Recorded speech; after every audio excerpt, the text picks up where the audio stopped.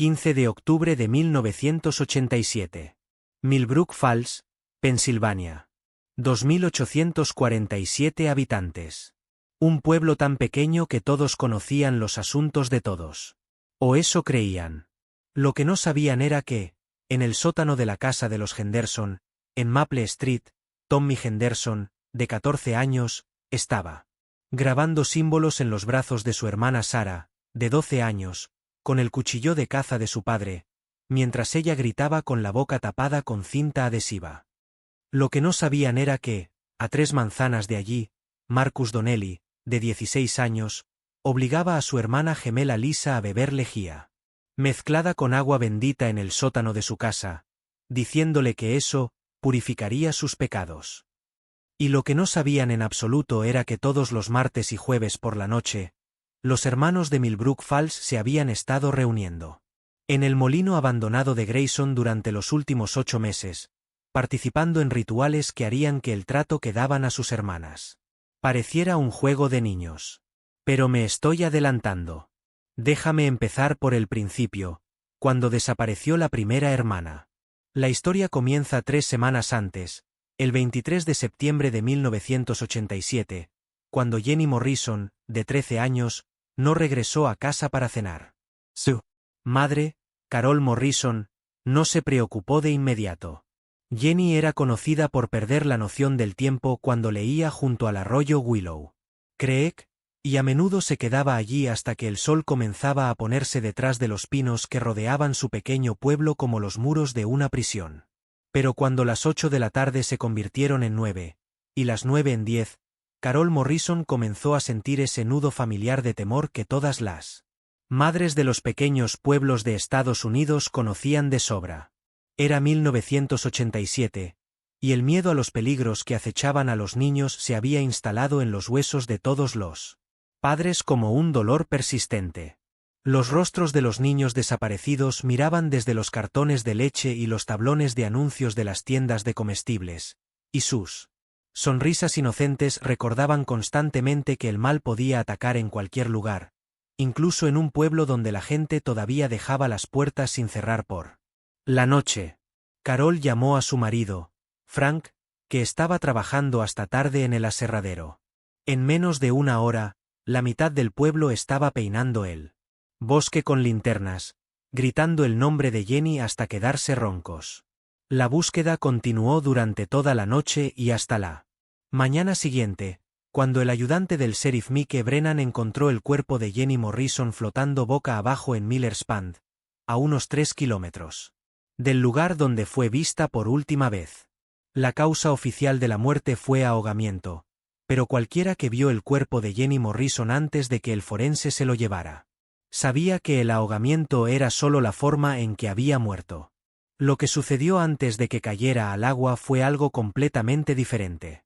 La Dra. Elizabeth Warren, única médica y forense de la ciudad, intentó mantener los detalles en secreto, pero en una ciudad de menos de 3.000 habitantes. Los secretos tenían la costumbre de filtrarse como el agua a través de las grietas de los cimientos. Los rumores comenzaron en la cola de la caja de Peterson's Grocery y se extendieron por la congregación de la iglesia metodista como la pólvora. Jenny Morrison había sido torturada antes de morir. Le habían arrancado las uñas una a una. Le habían grabado extraños símbolos en la espalda, símbolos que parecían casi rituales, aunque nadie en Millbrook Falls habría reconocido antiguos signos ocultos si los hubiera visto. Lo más inquietante de todo era que le habían cosido los labios con hilo de pescar, del mismo tipo que su hermano mayor Danny utilizaba para pescar truchas en Willow Creek. Danny Morrison tenía 15 años, era un chico tranquilo que pasaba la mayor parte del tiempo solo, leyendo novelas de terror y escuchando música heavy metal en su habitación. Era el tipo de adolescente que ponía nerviosos a los adultos sin que éstos pudieran precisar exactamente por qué. Cuando el ayudante Brennan le preguntó dónde había estado la noche en que Jenny desapareció, la historia de Danny fue sencilla. Había estado en su habitación toda la noche, leyendo El Resplandor, de Stephen King mientras escuchaba Iron Maiden en su Walkman. Sus padres lo confirmaron. Recordaban haber visto la luz bajo su puerta alrededor de las 9 de la noche, cuando fueron a ver cómo estaba antes de irse. A dormir. Pero también admitieron que en realidad no habían visto a Danny. Solo la luz y el débil sonido de la música. La investigación, tal y como era en una ciudad con solo 2 ayudantes a tiempo parcial y un sheriff a 6 meses de jubilarse, se centró en la posibilidad de amenazas externas. Transitantes que pasaban por la ciudad. Tal vez algún vagabundo que había elegido a Jenny porque era joven y vulnerable. La idea de que el asesino pudiera ser alguien que conocían, alguien a quien veían en la iglesia todos los domingos o en los partidos de fútbol americano del instituto todos los viernes por la noche, era demasiado terrible como para considerarla en serio. Pero 3 días después del funeral de Jenny Morrison, Amy Patterson, de 11 años, desapareció. Amy era la menor de 4 hermanos de la familia Patterson, una niña de rostro dulce con coletas rubias que cantaba en el coro infantil de la Iglesia Episcopal de San Mateo. Desapareció un miércoles por la tarde mientras volvía a casa después de sus clases de piano en la casa de la señora Henderson, en Maple Street, la misma señora Henderson cuyo hijo Tommy, 2 semanas más tarde, estaría grabando símbolos en la carne de su propia hermana en el sótano de su casa. Esta vez, la búsqueda fue más rápida y organizada. Los hombres de Millbrook Falls habían aprendido de sus errores con Jenny Morrison. Formaron grupos de búsqueda en menos de 1 hora desde que se denunció la desaparición de Amy. Dividieron la ciudad en sectores y registraron metódicamente cada edificio, cada cobertizo, cada coche abandonado en el bosque. Encontraron a Amy Patterson en la antigua fábrica textil Grayson Mill, que había cerrado en 1982 cuando los puestos de trabajo se trasladaron al sur, a Las Carolinas. Estaba colgada de una de las vigas de soporte de lo que solía ser la planta principal de producción, suspendida por el mismo tipo de hilo de pescar que se había utilizado para coser la boca de Jenny Morrison. Pero la boca de Amy Patterson no estaba cosida. En su lugar, la habían abierto a la fuerza con una cruz de madera que le habían clavado entre los dientes con tanta violencia que le había fracturado la mandíbula. Tenías las manos atadas a la espalda con una cuerda y tu cuerpo mostraba signos de la misma tortura ritual que se le había infligido a Jenny Morrison. Los símbolos tallados en el pecho de Amy eran diferentes a los de la espalda de Jenny, pero tenían el mismo carácter crudo y desesperado. Como si quien los hubiera hecho lo hubiera hecho de memoria o intentando recrear algo que había visto en un libro. Esta vez, las sospechas recayeron sobre el hermano de Amy, Kevin Patterson, de 17 años. Kevin era to do low K Danny Morrison no era. Popular, Atlético. El quarterback estrella de los Eagles del Instituto Millbrook Falls. Tenía una beca para la Universidad Estatal de Pensilvania para el año siguiente y una novia, Susan Clarke, que era la capitana del equipo de animadoras. Kevin Patterson era el tipo de joven en el que los pueblos pequeños basaban sus sueños, el tipo de hijo que hacía que los padres se sintieran orgullosos en las comidas compartidas de la iglesia y en las reuniones de la Asociación de Padres y Profesores. Pero Kevin Patterson tampoco pudo justificar su paradero durante las 2 horas en las que Amy desapareció. Afirmó que había estado en el entrenamiento de fútbol, pero el entrenador Martínez recordaba que ese día el entrenamiento había terminado antes de lo habitual debido a una tormenta. Cuando se le presionó, Kevin dijo que había estado conduciendo durante un rato, pensando en sus próximas solicitudes para la universidad. Solo. Sin testigos. La investigación sobre la muerte de Amy Patterson reveló algunos detalles inquietantes sobre el comportamiento reciente de Kevin. Su novia, Susan Clarke, admitió a regañadientes al ayudante del sheriff Brennan que Kevin había estado diferente durante los últimos meses. Malhumorado, reservado. A veces cruel de una forma que no encajaba con su personalidad habitual. Mencionó que había empezado a leer libros extraños. Libros sobre religiones antiguas y magia ritual que había pedido por correo a editoriales de Nueva York y California. Susan también mencionó algo que heló la sangre del ayudante Brennan. Kevin había estado haciendo a su hermana menor, Amy, preguntas extrañas sobre su pureza, y si alguna vez había dejado que los chicos la tocaran. Cuando Amy le contó a Susan estas conversaciones, parecía asustada y confundida. Las piezas comenzaban a encajar en un patrón que nadie en Millbrook Falls quería reconocer. Dos niñas muertas. Dos. Hermanos mayores que no podían dar cuenta de su tiempo. Dos familias destrozadas por una violencia inconcebible. Pero el patrón estaba a punto de empeorar mucho más. El 8 de octubre de 1987, Rebecca Walsh, de 10 años, desapareció mientras jugaba en el patio trasero de su casa. Su hermano Timothy, de 14 años, fue la última persona que la vio con vida. Le dijo a la policía que Rebecca había estado jugando con sus muñecas cerca del viejo manzano detrás de su casa cuando él entró a ver la televisión. Cuando fue a ver cómo estaba una hora más tarde, ya no estaba. La búsqueda de Rebecca Walsh duró solo 6 horas. Los hombres de Millbrook Falls se estaban volviendo eficientes en este macabro ritual. Encontraron Su cuerpo en el sótano de la casa abandonada de Mackenzie, en las afueras de la ciudad, expuesto de una manera que hizo que incluso el endurecido ayudante del sheriff Brennan vomitara cuando lo vio por primera vez. Rebecca Walsh había sido crucificada.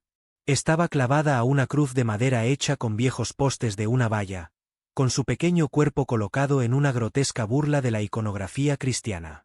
Los mismos símbolos que habían sido tallados en Jenny Morrison y Amy Patterson estaban grabados en la frente de Rebecca. Aún sangrante y fresca.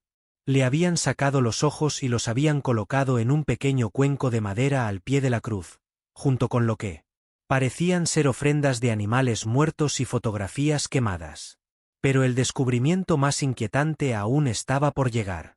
En la boca de Rebecca, los investigadores encontraron un trozo de papel doblado con un mensaje, escrito con letra infantil, para la hermandad, de tu querido hermano, Timothy. Al enfrentarse a estas pruebas, Timothy Walsh se derrumbó por completo. Entre sollozos y respiraciones hiperventiladas, confesó haber matado a su hermana Rebecca. Pero su confesión suscitó más preguntas que respuestas, porque Timothy Walsh afirmó que no había actuado solo. Habló de reuniones en el viejo molino. Ceremonias secretas en las que los chicos de la ciudad se reunían para aprender sobre el verdadero camino y la senda hacia el poder. Mencionó otros nombres, Danny Morrison, Kevin Patterson, chicos que el ayudante Brennan reconoció de la ciudad. Pero cuando se le presionó para que diera detalles sobre esas reuniones, Timothy se volvió incoherente y habló a fragmentos sobre pruebas, demostrar lealtad y lo que los hermanos se hacen entre sí cuando nadie los ve. Y entonces Timothy Walsh dijo algo que perseguiría al ayudante Brennan por el resto de su vida. Lo que le hicimos a nuestras hermanas era solo un entrenamiento. Lo que nos hacemos entre nosotros, esa es la verdadera ceremonia. Antes de que nadie pudiera preguntarle qué quería decir con eso, Timothy Walsh mordió con fuerza algo que había estado escondiendo en la boca, una cápsula de cianuro que ningún chico de 14 años debería haber podido adquirir, y mucho menos saber cómo usar. Murió en cuestión de minutos, llevándose sus secretos a la tumba.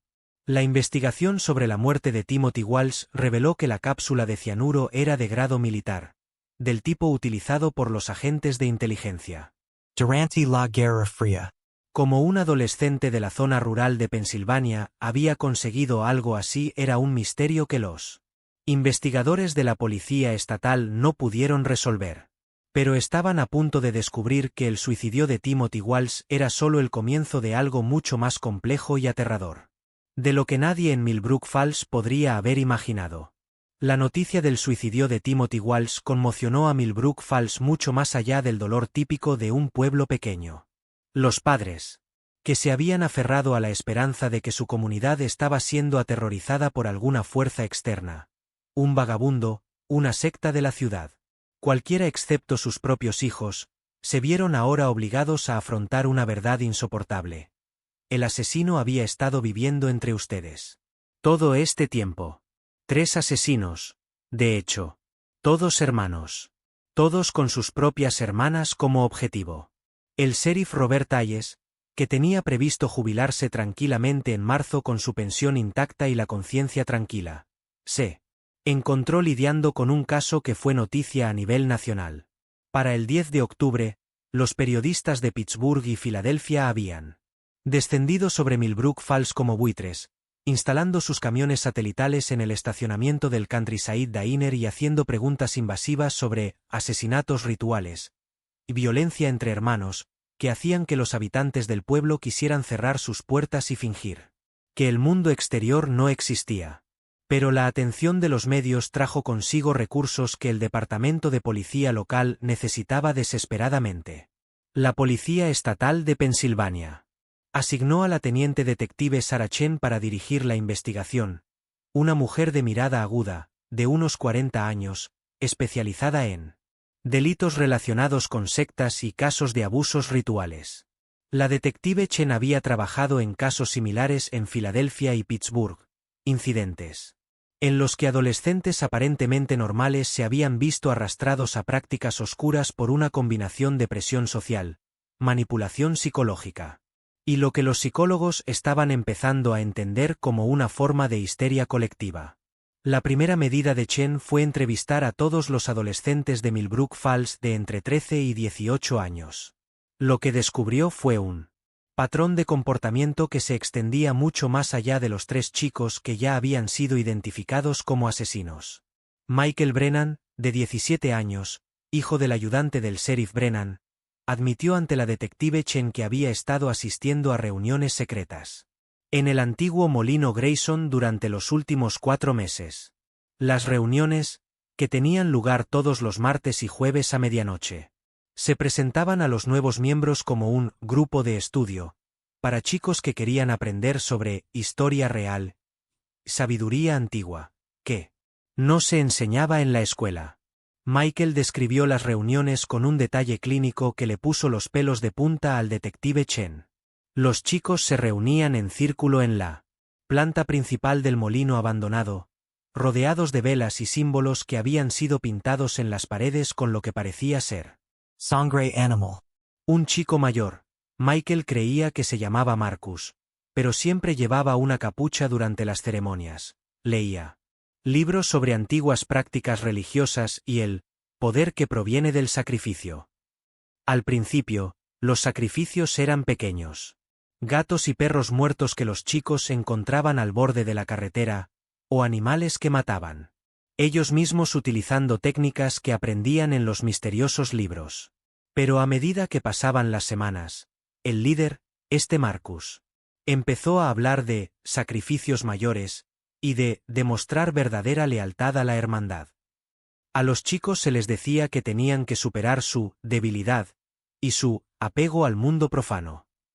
Se les enseñaba que sus hermanas representaban todo lo débil y corrupto de la sociedad moderna, y que al eliminarlas, los chicos se purificarían y obtendrían acceso a antiguos poderes que habían estado ocultos a la humanidad durante siglos.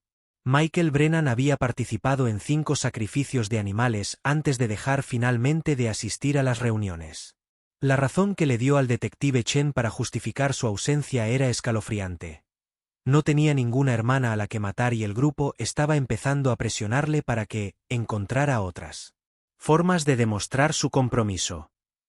Cuando Chen le preguntó cuáles podían ser esas otras formas, Michael se mostró evasivo y asustado. No paraba de repetir que no podía hablar de lo que los hermanos se hacen entre sí, porque era peor de lo que puedas imaginar. Cuando Chen le preguntó cuáles podían ser esas otras formas, Michael se mostró evasivo y asustado. No dejaba de repetir que no podía hablar de lo que los hermanos se hacían entre sí, porque era peor de lo que podrías imaginar, y la verdadera razón de todo lo que había estado sucediendo. La investigación del detective Chen reveló que al menos 12 chicos de Millbrook Falls habían asistido a reuniones en el molino Grayson durante los últimos 8 meses. La lista incluía algunos nombres sorprendentes: Bobby Richardson, cuyo padre era el ministro metodista; James Peterson, cuya familia era propietaria de la única tienda de comestibles de la ciudad; y lo más impactante de todo, David Ayes, el hijo de 16 años del sheriff Ayes. Cuando el detective Chen te interrogó, David Ayes proporcionó el relato más detallado de las reuniones de la hermandad que Los investigadores habían recibido hasta entonces. Tu testimonio describía una manipulación psicológica sistemática que comenzaba con discusiones aparentemente inocentes sobre la fuerza masculina y la sabiduría antigua, pero que gradualmente se intensificaba hasta convertirse en elaborados rituales diseñados para romper la resistencia natural de los chicos a la violencia. David explicó que las reuniones estaban estructuradas como una progresión a través de diferentes niveles de la hermandad. Los nuevos miembros comenzaban como buscadores, asistiendo a grupos de discusión sobre mitología e historia antigua. Aquellos que mostraban interés y compromiso eran ascendidos a iniciados, que participaban en sacrificios de animales y aprendían sobre el poder de la sangre. Pero el nivel más alto, los verdaderos hermanos, participaba en rituales que David se negaba a describir con detalle. Solo decía que lo que ocurría entre los verdaderos hermanos durante sus ceremonias privadas hacía que el asesinato de sus hermanas pareciera misericordioso, en comparación. Nos dijeron que matar a nuestras hermanas era solo el examen de ingreso, le dijo David Hayes al detective Chen durante una entrevista grabada. El verdadero trabajo de la hermandad ocurría después de eso. Pero te lo juro, detective, yo nunca llegué tan lejos. No pude hacer lo que querían que le hiciera a Sarah. Sarah Hayes era la hermana de 14 años de David, una chica tranquila que pasaba la mayor parte del tiempo leyendo y ayudando a su madre con las tareas domésticas. Cuando el detective Chen entrevistó a Sarah por separado, la adolescente reveló que su hermano David había estado actuando de forma extraña durante los últimos meses, haciéndole preguntas raras sobre su pureza espiritual y si creía en dioses antiguos. Pero más inquietantes eran las observaciones de Sarah sobre el estado físico de David. Ella había notado marcas extrañas en su cuerpo, cortes, quemaduras y lo que parecían marcas de mordiscos, que David afirmaba que eran accidentes, ocurridos en su trabajo a tiempo parcial en el aserradero. Cuando el detective Chen hizo que un médico examinara a David, este confirmó que las lesiones del chico eran compatibles con autolesiones rituales y torturas infligidas por otras personas. El patrón se estaba volviendo claro. Las reuniones de la hermandad no solo consistían en convencer a los adolescentes de que mataran a sus hermanas. Se trataba de crear una jerarquía de abusos en la que los miembros más antiguos y consolidados utilizaban la manipulación psicológica y la tortura física para controlar a los iniciados más jóvenes. La investigación de la detective Chen sobre los líderes de la hermandad la llevó a centrarse en Marcus Donnelly, el chico de 16 años que varios testigos habían identificado como el principal líder del grupo. Marcus era un adolescente de complexión delgada, piel pálida y intensos ojos verdes, que se había mudado a Millbrook Falls con su familia hacía poco más de un año.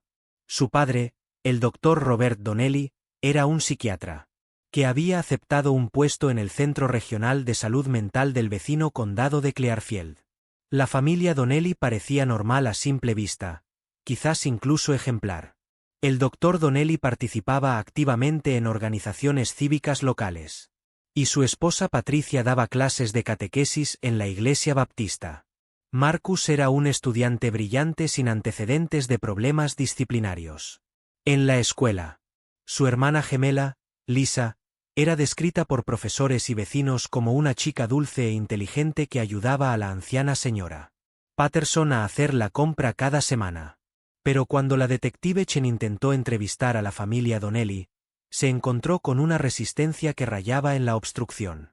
El doctor Donnelly afirmó que su hijo Marcus había estado con él en el centro psiquiátrico varias de las noches en las que se suponía que habían tenido lugar las reuniones de la hermandad. Cuando Chen pidió ver los registros de entrada del centro para confirmarlo, el doctor Donnelly de repente se preocupó por la confidencialidad del paciente y la ética profesional, lo que le impedía proporcionar la documentación solicitada. Más preocupante aún fue la reacción de Lisa Donnelly cuando la detective Chen finalmente logró hablar con ella a solas. La joven de 16 años estaba claramente aterrorizada, pero no de la forma que Chen habría esperado de alguien cuyo hermano era sospechoso de liderar una secta asesina. El miedo de Lisa parecía más inmediato y personal, como si temiera decir algo que pudiera tener consecuencias directas para su propia seguridad. Cuando Chen le preguntó directamente a Lisa si su hermano Marcus le había hecho daño alguna vez, la respuesta de la joven fue reveladora: no me ha matado, si es eso lo que me estás preguntando. Pero lo que hace Marcus no tiene que ver con matar. Eso sería demasiado fácil. A Marcus le gusta mantener a la gente viva para poder practicar con ellos. Antes de que el detective Chen pudiera pedirle una aclaración, Lisa Donnelly se cerró en banda, alegando que no se encontraba bien y que necesitaba irse a casa. Pero, al marcharse, agarró a Chen del brazo y le susurró algo que resonaría en la mente del detective durante semanas. Si quieres entender lo que realmente está pasando aquí, tienes que averiguar lo que los hermanos se hacen el uno al otro. En el sótano del molino. Porque ahí es donde está el verdadero horror. Esa noche, el detective Chen organizó un registro forense del molino Grayson, centrándose especialmente en las zonas del sótano que no se habían examinado a fondo durante la investigación inicial. Lo que el equipo forense encontró en el subsótano de la fábrica abandonada sería descrito más tarde por el médico forense jefe como la escena del crimen más inquietante de la historia del estado de Pensilvania. El sótano había sido convertido en lo que solo podía describirse como una cámara de tortura. Las paredes estaban cubiertas de símbolos que parecían una mezcla de antiguos signos ocultistas y dibujos toscos hechos por niños. A lo largo de una pared, los investigadores encontraron una serie de grilletes metálicos atornillados al hormigón, cada uno de un tamaño diferente, como si estuvieran diseñados para acomodar a víctimas de diversas edades y tamaños. Pero el descubrimiento más espantoso fue una colección de cintas de vídeo caseras escondidas en un recipiente de plástico sellado detrás de una pared falsa. Las cintas, etiquetadas con fechas que se remontaban a 8 meses atrás, contenían imágenes de las reuniones de la hermandad que ninguna preparación psicológica podría haber preparado a los investigadores para presenciar. Las primeras cintas mostraban reuniones relativamente inocentes. Adolescentes sentados en círculo, leyendo libros y discutiendo conceptos filosóficos que claramente superaban su comprensión. Pero a medida que avanzaban las fechas, el contenido se volvía cada vez más perturbador. Se filmaba a los chicos realizando sacrificios de animales, rituales de automutilación y ejercicios de tortura psicológica diseñados para destruir su empatía y su razonamiento moral. Las cintas más recientes, fechadas apenas una semana antes del suicidio de Timothy Walsh, mostraban actividades que la detective Chen no se atrevía a describir en sus informes oficiales. Las imágenes revelaban que las reuniones de la hermandad se habían convertido en elaboradas sesiones de tortura, en las que los miembros más antiguos utilizaban a los chicos más jóvenes como sujetos de prueba para experimentos cada vez más sádicos. Marcus Donnelly aparecía en la mayoría de los últimos vídeos, pero no como víctima. Era claramente el organizador de los abusos, dirigiendo a los demás chicos con la tranquila autoridad de alguien mucho mayor y más experimentado en la crueldad sistemática. Pero incluso Marcus parecía recibir instrucciones de otra persona, alguien cuya voz se oía en las cintas pero que nunca aparecía ante la cámara. Esta figura invisible, a la que los chicos se referían solo como el padre, parecía proporcionarles instrucciones detalladas sobre las técnicas de tortura y las estrategias de manipulación psicológica que se utilizaban con los jóvenes miembros de la hermandad. La voz era de un adulto, un hombre, y hablaba con la frialdad clínica de alguien que sabía exactamente cómo quebrantar la voluntad de un ser humano sin matarlo. A medida que la detective Chen revisaba hora tras hora de espantosas imágenes, comenzó a comprender el verdadero alcance de lo que había estado sucediendo en Millbrook Falls. El asesinato de las 3 chicas, Jenny Morrison, Amy Patterson y Rebecca Walsh, no era el principal acontecimiento. Era solo un subproducto de un programa de abusos mucho más amplio y sistemático que se había diseñado para crear una red de jóvenes con daños psicológicos y controlables. Pero ¿quién era el padre ¿Y cuál era su objetivo final? Y lo más urgente, ¿cuántos otros chicos de Millbrook Falls seguían bajo su influencia y qué planeaba hacer con ellos? Las respuestas a esas preguntas se encontraban en el vídeo más reciente de las cintas, una grabación realizada solo 2 días antes del suicidio de Timothy Walsh. En esas últimas imágenes, Marcus Donnelly se dirigía directamente a la cámara con un mensaje que heló la sangre al detective Chen. La fase 1 ha concluido. Las 3 hermanas han sido sacrificadas adecuadamente y los hermanos débiles han sido eliminados. La phase 2. Comenzará la semana que viene. El padre dice que es hora de que le mostremos al pueblo de lo que son capaces los verdaderos hermanos cuando trabajan juntos. Y. Esta vez, no nos centraremos en nuestras hermanas. Esta vez, nos centraremos en todos.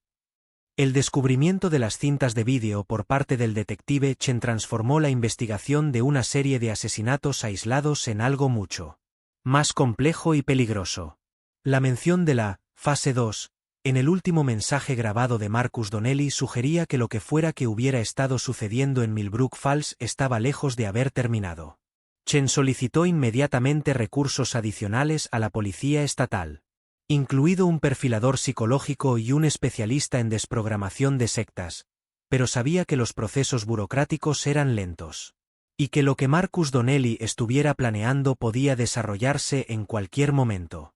Su preocupación más acuciante era identificar y proteger a las posibles víctimas de esta fase 2. Si la hermandad ya no se centraba específicamente en las hermanas, entonces todos los residentes de Millbrook Falls podrían estar en peligro. Pero los años de experiencia de Chen con casos de sectas le decían que grupos como este rara vez pasaban de objetivos específicos y ritualizados a la violencia aleatoria sin algún tipo de patrón creciente. Tenía que haber una lógica en lo que Marcus Donnelly y su misteriosa figura paterna estaban planeando. La respuesta vino de una fuente inesperada. Rachel Harwell, de 15 años. Rachel era la hermana menor de los gemelos Nathan y Nicholas Harwell, 2 chicos de 17 años que se habían mudado recientemente a Millbrook Falls con su familia cuando su padre aceptó un trabajo como nuevo director del instituto. La familia Harwell parecía representar todo lo que se valoraba en los pequeños pueblos de Estados Unidos, un hogar estable y culto, con fuertes valores morales e hijos que destacaban académicamente y socialmente. Pero la aparición de Rachel Harwell en la comisaría la mañana del 12 de octubre, magullada y aterrorizada, reveló que la apariencia idílica de la familia Harwell ocultaba algo mucho más oscuro. La historia de Rachel comenzó 3 semanas antes, cuando sus hermanos gemelos Nathan y Nicholas empezaron a asistir a lo que llamaban sesiones de estudio, con algunos de los chicos mayores del pueblo. Los gemelos, que eran nuevos en Millbrook Falls y estaban ansiosos por integrarse, habían sido invitados a unirse a estas sesiones por Marcus Donnelly, quien se les había acercado en la escuela con promesas de amistad y aceptación, en lo que él llamaba el grupo más exclusivo del pueblo. Al principio, las sesiones de estudio parecían inofensivas. Nathan y Nicholas desaparecían durante unas horas los martes y jueves por la noche, y volvían a casa con historias sobre debates de filosofía e historia antigua con un grupo de chicos intelectualmente curiosos. Sus padres, el Dr. James Harwell y su esposa Margaret, estaban encantados de que sus hijos hicieran amigos y participaran en actividades académicas fuera de la escuela. Pero Rachel comenzó a notar cambios en el comportamiento de sus hermanos que la preocupaban profundamente. Los gemelos, que siempre habían sido protectores con su hermana menor, comenzaron a tratarla con una frialdad que rayaba en la hostilidad. La miraban fijamente durante las cenas familiares, con una intensidad que la incomodaba, y habían comenzado a hacerle preguntas extrañas sobre su vida personal y sus relaciones con los chicos de la escuela. Más inquietantes aún eran los cambios físicos que Rachel observaba en Nathan y Nicholas. Ambos chicos habían empezado a perder peso rápidamente, y a menudo parecían agotados y desorientados, como si no durmieran bien. Ella notó marcas extrañas en sus brazos y cuellos, arañazos, moretones y lo que parecían quemaduras, que, según ellos, eran consecuencia de jugar bruscamente con sus nuevos amigos. Los gemelos también comenzaron a mostrar cambios de comportamiento que sus padres atribuyeron inicialmente al estrés de adaptarse a una nueva escuela y comunidad. Se volvieron reservados y paranoicos, susurrando constantemente entre ellos en un idioma que sonaba como una mezcla de latín y algo más que Rachel no podía identificar. Dejaron de participar en las actividades familiares y pasaban la mayor parte del tiempo encerrados en su habitación compartida con libros que pedían por correo y que no dejaban que nadie más viera. Pero el incidente que finalmente llevó a Rachel a pedir ayuda a la policía ocurrió la noche del 11 de octubre, cuando descubrió lo que tus hermanos estaban haciendo en el sótano de la casa de su familia. Rachel se despertó alrededor de la medianoche por unos ruidos extraños que provenían de debajo de su habitación. Cánticos rítmicos intercalados con lo que parecían gritos ahogados. Preocupada por si alguien pudiera estar herido, bajó sigilosamente las escaleras para investigar, con cuidado de no despertar a sus padres, que dormían en su habitación en el segundo piso. La puerta del sótano estaba cerrada con llave, pero Rachel podía ver la luz que se filtraba por debajo y oír voces que reconoció como Lost to Nathan Y. Nicholas. Pegó la oreja a la puerta y oyó a sus hermanos hablar en el extraño idioma que habían estado utilizando últimamente, salpicado de sonidos que le revolvían el estómago. El chasquido de un látigo, el chisporroteo de algo quemándose, y por debajo de todo ello, el sonido de alguien sollozando de dolor. Rachel logró encontrar una forma de entrar en el sótano a través de una entrada exterior que tus hermanos aparentemente habían olvidado cerrar. Lo que vio en el sótano de la familia la perseguiría por el resto de su vida. Nathan y Nicholas habían convertido el sótano en una réplica de lo que habían experimentado en las reuniones de la hermandad. Las paredes estaban cubiertas con los mismos símbolos que el detective Chen había encontrado en Grayson Mill, pintados con lo que parecía ser sangre. Las velas estaban dispuestas en patrones complejos alrededor de la habitación, proyectando sombras parpadeantes que hacían que los dibujos toscos parecieran moverse y retorcerse en la penumbra. Pero la visión más espantosa estaba en el centro de la habitación, donde una tercera persona estaba suspendida del techo por cuerdas atadas alrededor de sus muñecas. Rachel pudo ver que se trataba de un chico de aproximadamente la misma edad que sus hermanos, aunque su rostro estaba tan hinchado y ensangrentado que no pudo identificarlo de inmediato. El chico estaba desnudo y su cuerpo mostraba signos de tortura sistemática. Cortes, quemaduras y moretones que claramente le habían sido infligidos durante un largo periodo de tiempo.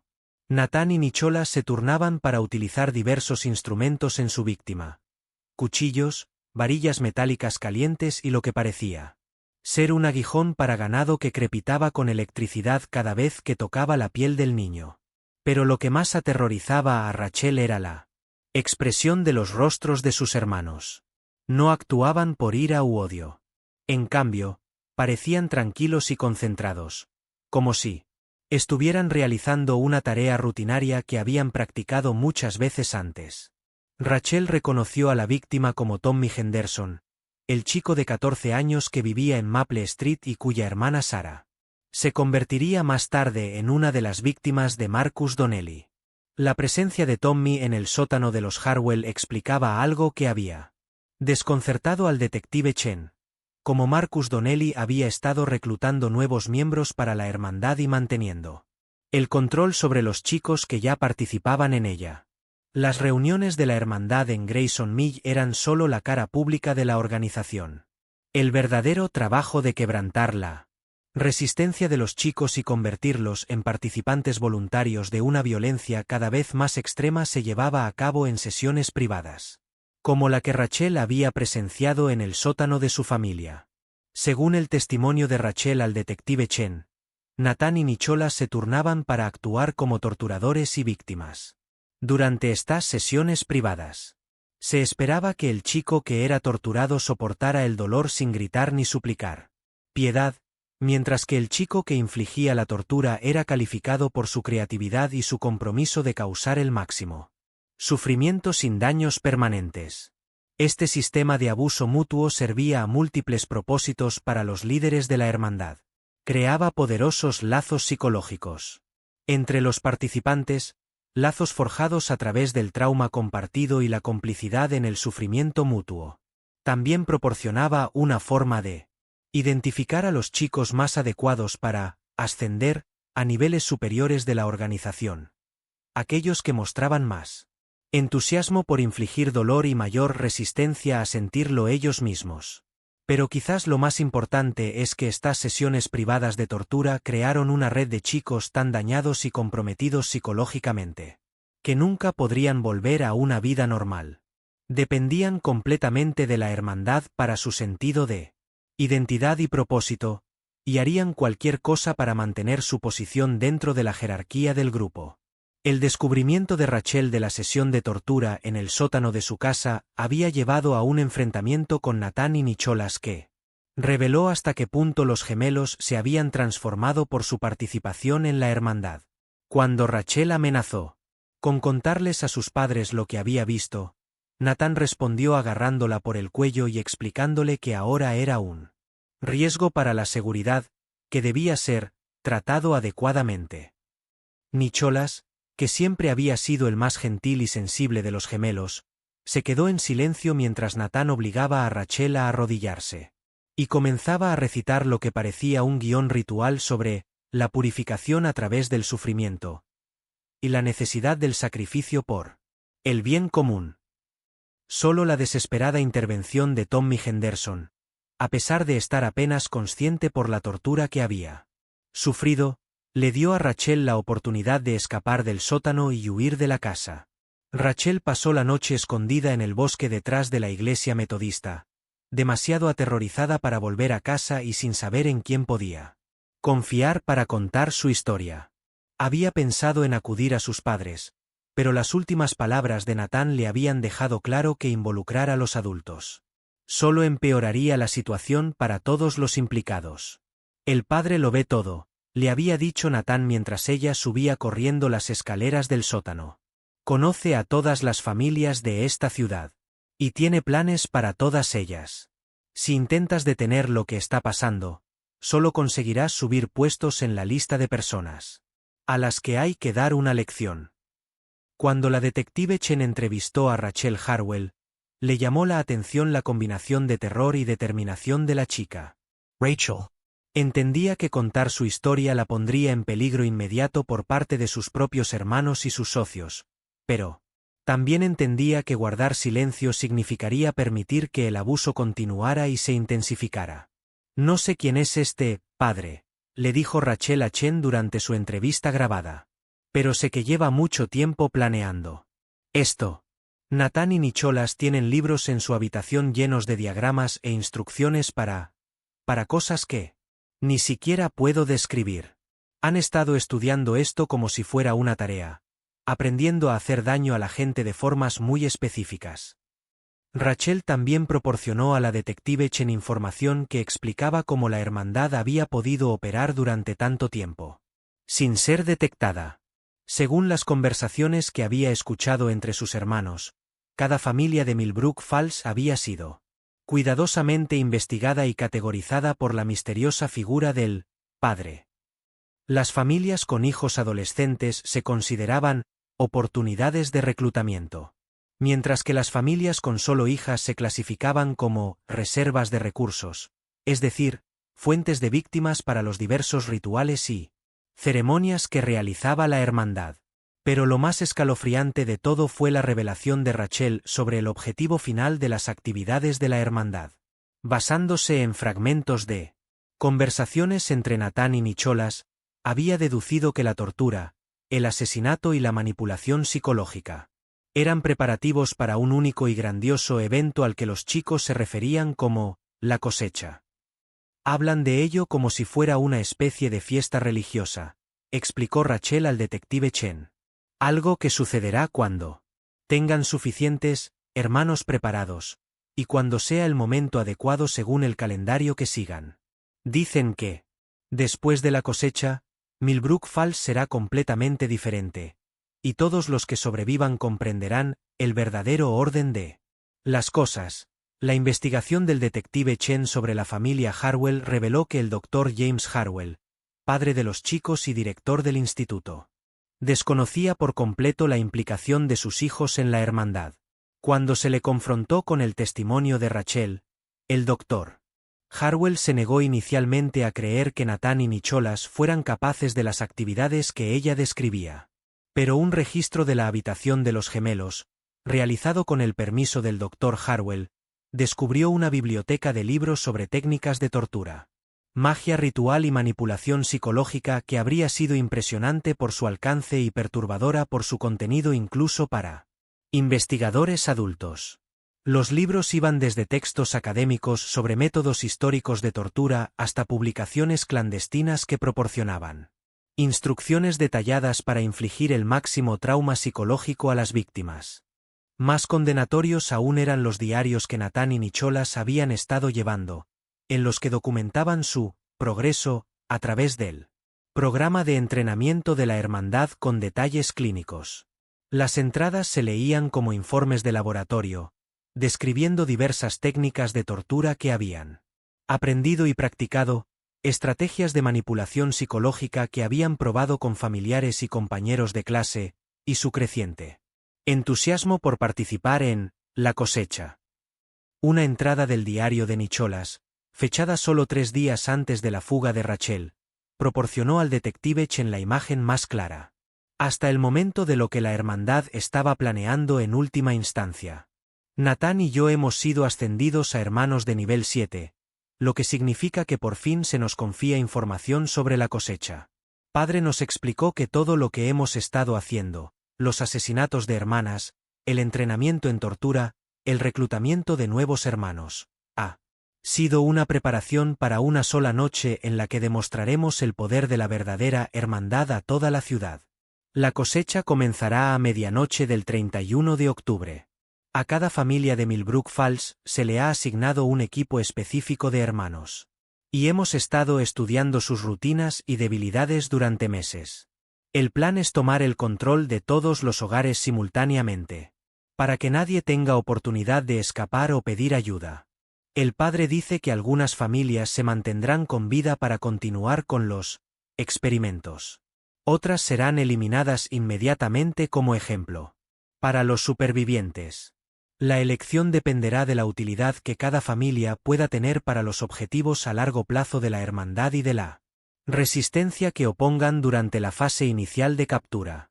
A Nathan y a mí nos han asignado las familias Morrison y Patterson, lo cual tiene sentido, ya que hemos estado practicando con Tommy Henderson y entendemos la dinámica psicológica de las familias que han perdido a sus hijos a causa de las actividades de la hermandad. El padre dice que las familias rotas suelen ser las más cooperativas, ya que están traumatizadas y son más fáciles de controlar. Las entradas del diario revelaban que faltaban menos de 3 semanas para el 31 de octubre, la noche de Halloween. Fuera lo que fuera, la cosecha. La hermandad planeaba llevarla a cabo en una noche en la que las actividades extrañas y los comportamientos inusuales pasarían más desapercibidos para el mundo exterior. El detective Chen ahora entendía por qué Marcus Donnelly se había mostrado tan seguro en su último mensaje de vídeo.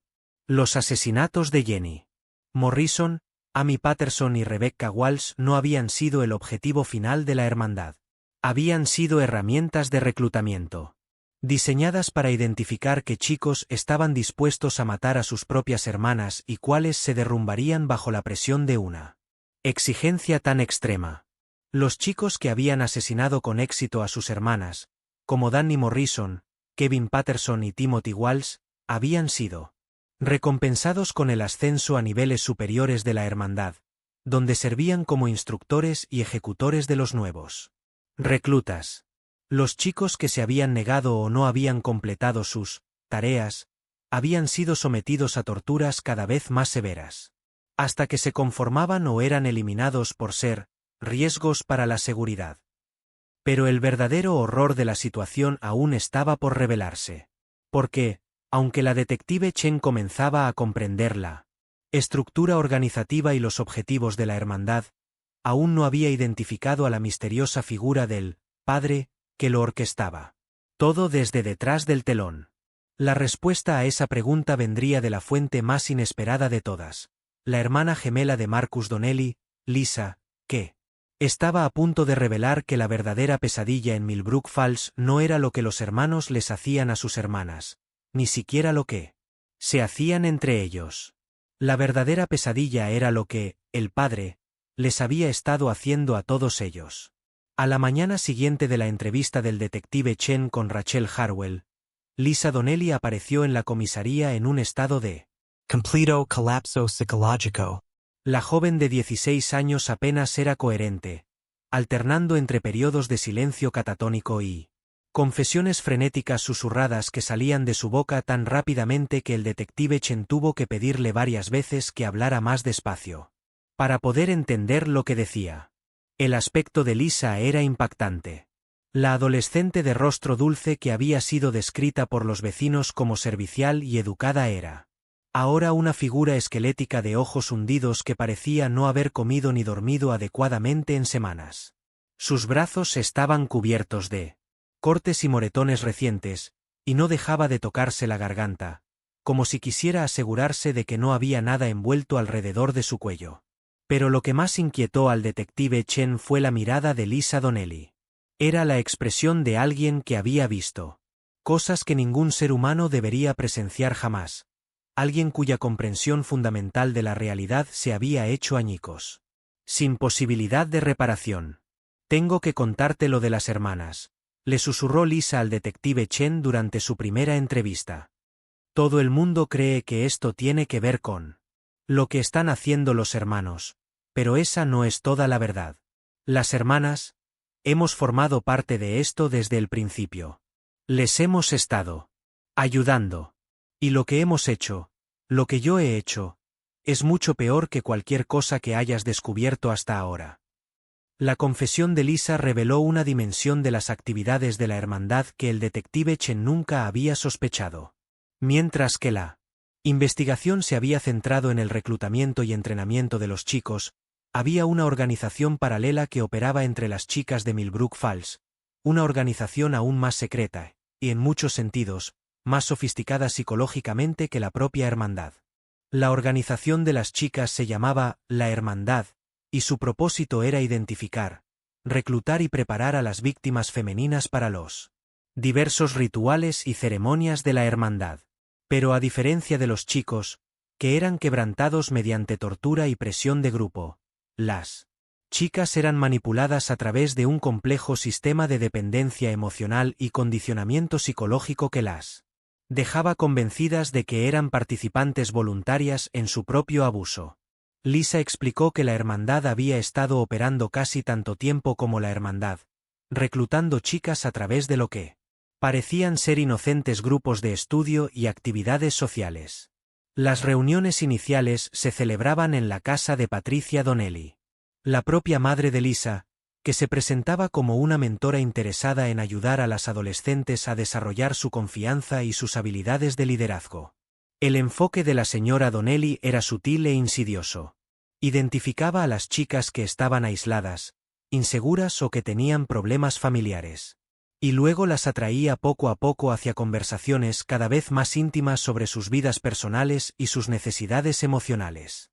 Se animaba a las chicas a compartir sus secretos y miedos más profundos, creando lazos de confianza y dependencia que la señora Donnelly podía aprovechar más tarde con fines más siniestros.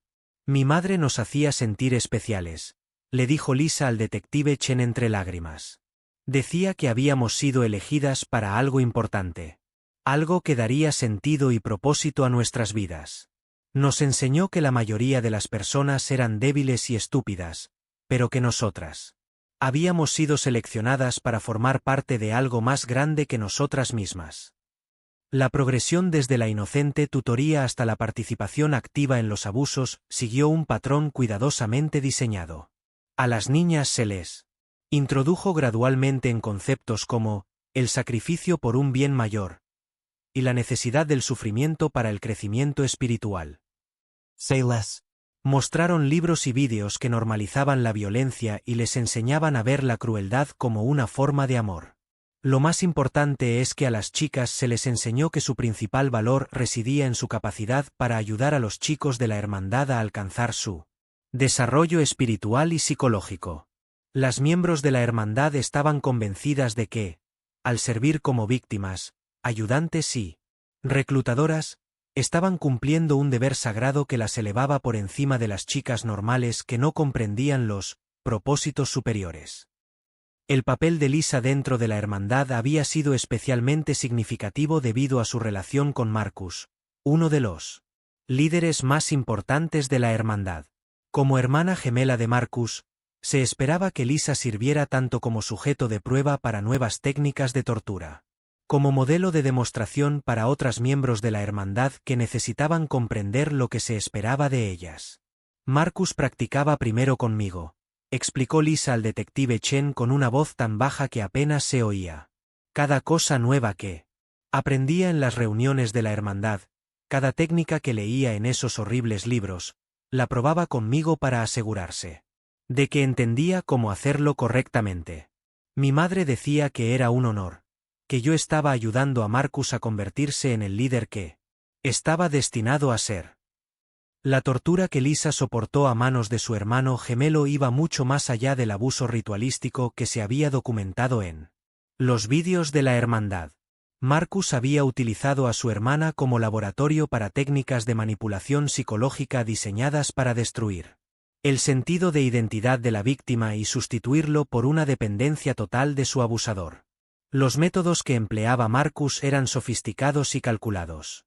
Alternaba periodos de extrema crueldad con momentos de aparente ternura y afecto, creando una dependencia psicológica conocida como vínculo traumático. Convencía a Lisa de que el abuso era culpa suya, de que de alguna manera no había cumplido con los estándares que se esperaban de una verdadera miembro de la hermandad.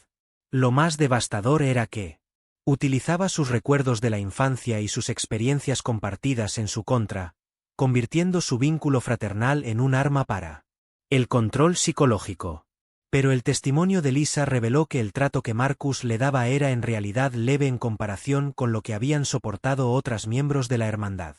La organización funcionaba con una jerarquía similar a la de la hermandad, en la que las chicas mayores y con más experiencia servían de mentoras y entrenadoras de las nuevas reclutas. El proceso de entrenamiento implicaba una desensibilización sistemática a la violencia y el abuso, lograda mediante una combinación de victimización directa y participación forzada en el abuso de otras personas. Nos obligaban a mirar, le dijo Lisa al detective Chen. Cuando nuevas chicas se unían a la hermandad, teníamos que mirar mientras las domaban. Y luego teníamos que ayudar. Teníamos que sujetarlas, o entregarles las herramientas, o limpiar después. Decían que era la única manera de demostrar que realmente entendíamos de que formábamos parte. A las miembros más experimentadas de la hermandad se les asignaban responsabilidades aún más inquietantes.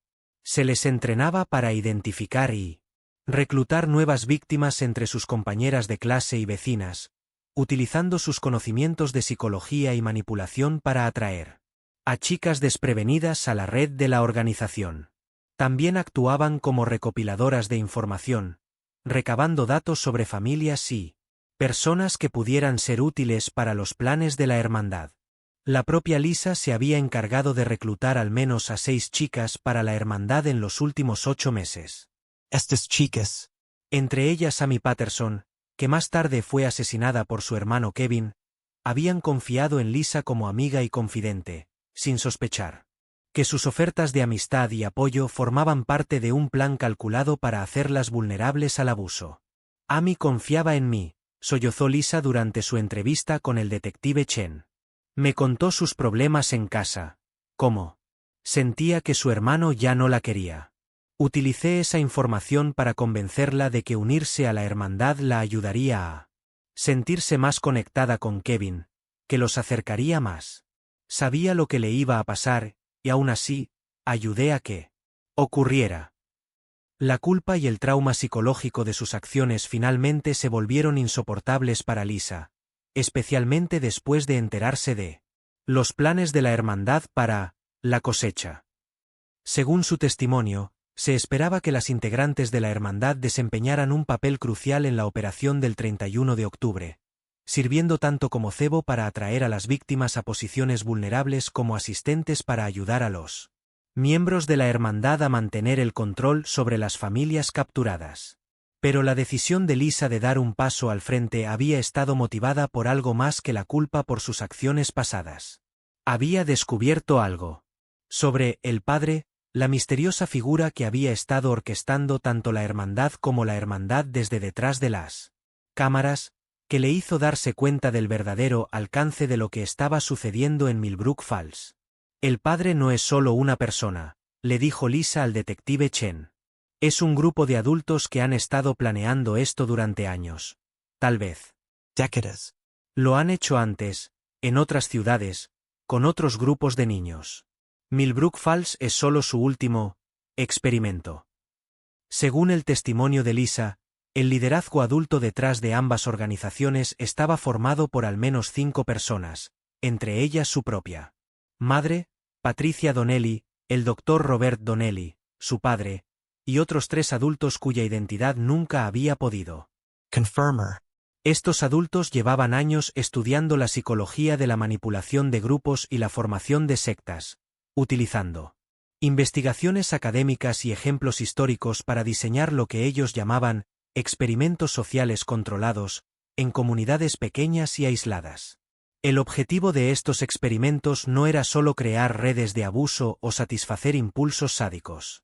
Según las conversaciones que Lisa había escuchado entre sus padres, los conspiradores adultos estaban probando teorías sobre el control social y la manipulación psicológica, que tenían aplicaciones potenciales mucho más allá de los límites de una pequeña ciudad.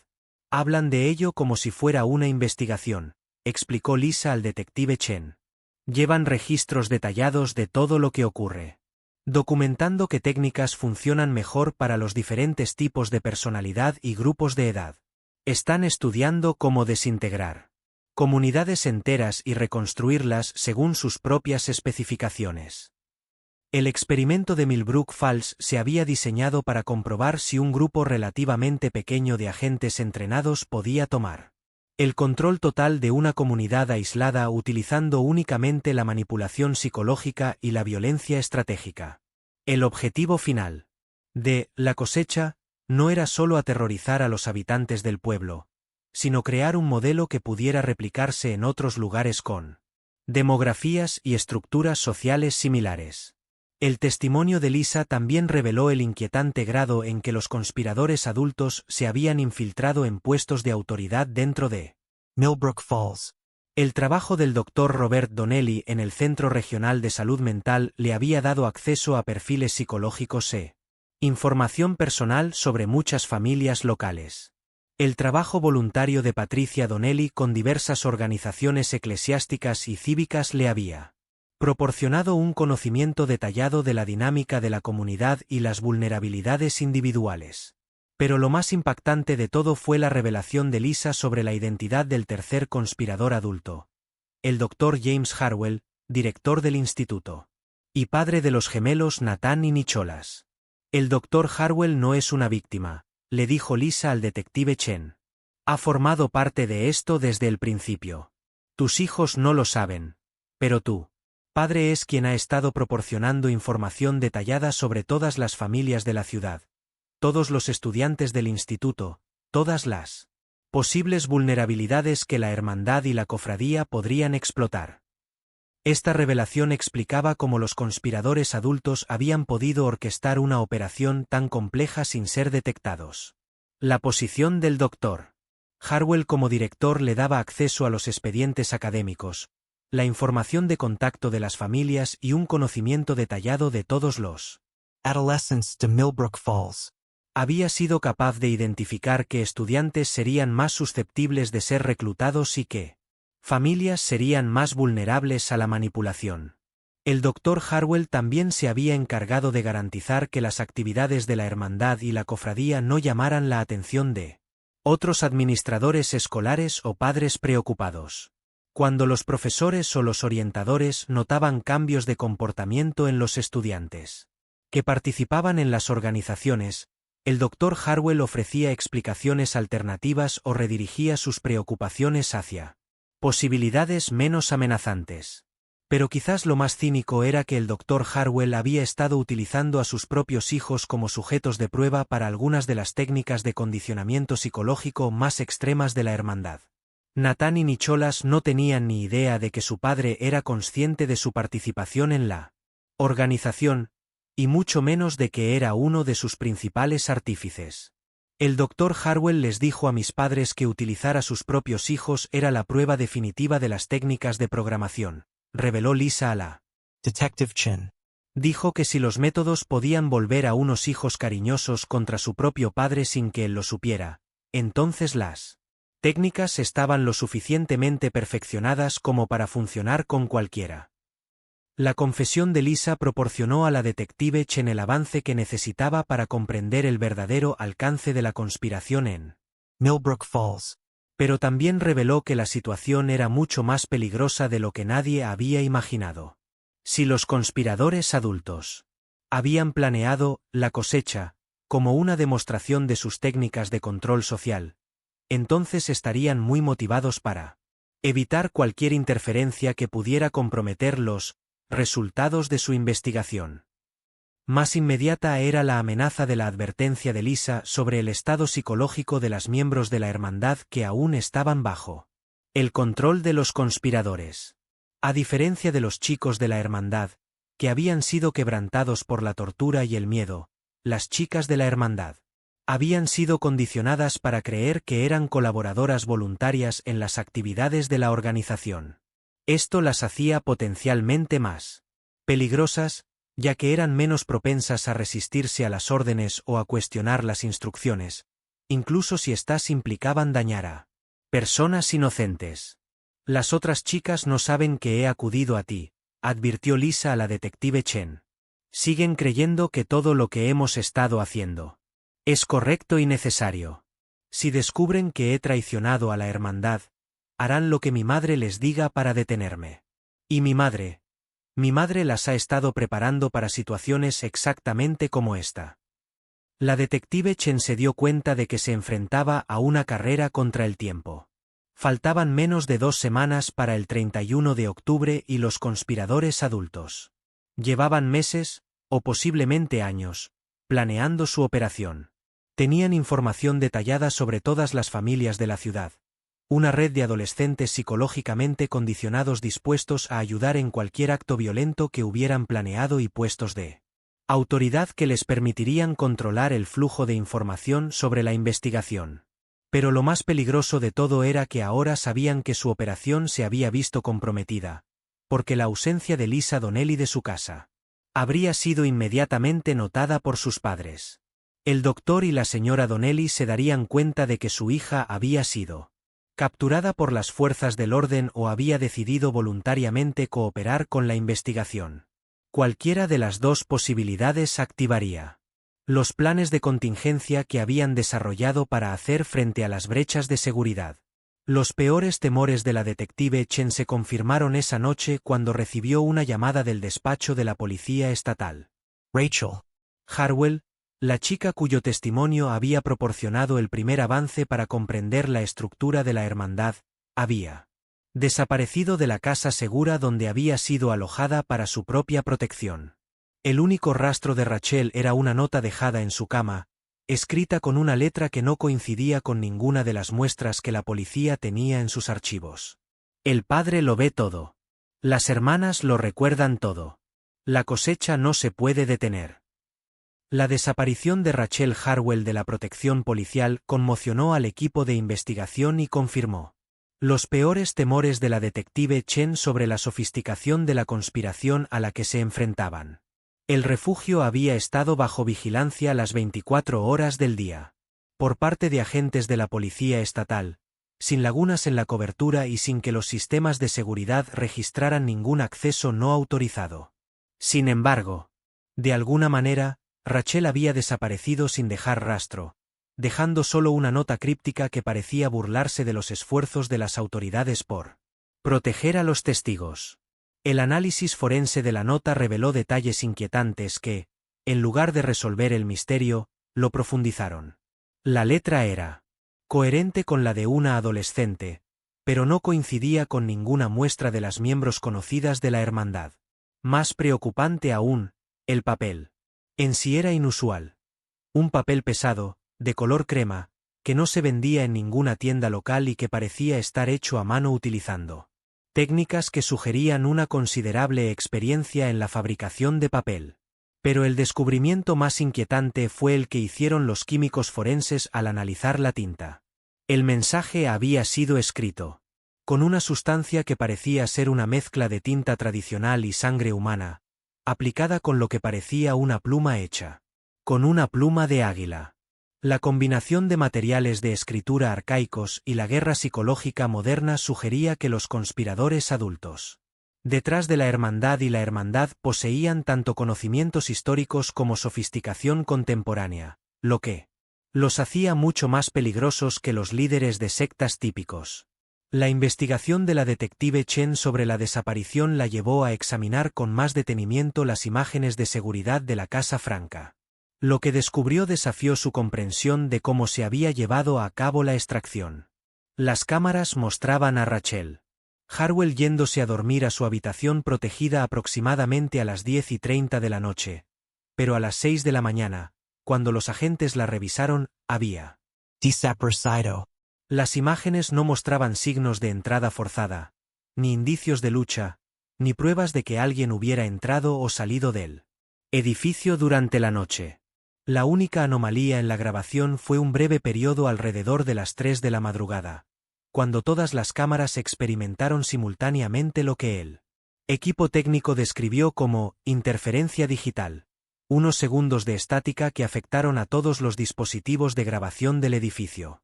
Exactamente al mismo tiempo. El patrón de interferencia era diferente a todo lo que los técnicos habían visto antes, lo que sugería el uso de sofisticadas contramedidas electrónicas que requerirían una considerable experiencia técnica para desplegarse de manera eficaz. Pero el verdadero avance en la comprensión de la desaparición de Rachel provino de una fuente inesperada. Tommy Henderson, el niño de 14 años que había sido rescatado del sótano de Harwell y que ahora se recuperaba en un centro médico seguro. Tommy había estado en estado catatónico desde su rescate, respondiendo a las preguntas con monosílabos y mostrando signos de un grave trauma psicológico que imposibilitaba las entrevistas detalladas. Sin embargo, la mañana después de la desaparición de Rachel, Tommy se agitó de repente y comenzó a hablar con coherencia por primera vez desde su rescate. Sus palabras, grabadas por el personal médico, proporcionaron una visión crucial de las capacidades y métodos de la hermandad. Ellos no la secuestraron, le dijo Tommy al psiquiatra que lo atendía. Ella fue con ellos. Eso es lo que nos hacen. Se meten en nuestras cabezas y nos hacen querer volver. Incluso cuando sabemos lo que nos harán, incluso cuando hemos visto de lo que son capaces, una parte de nosotros sigue creyendo que pertenecemos a ellos más que a cualquier otro lugar.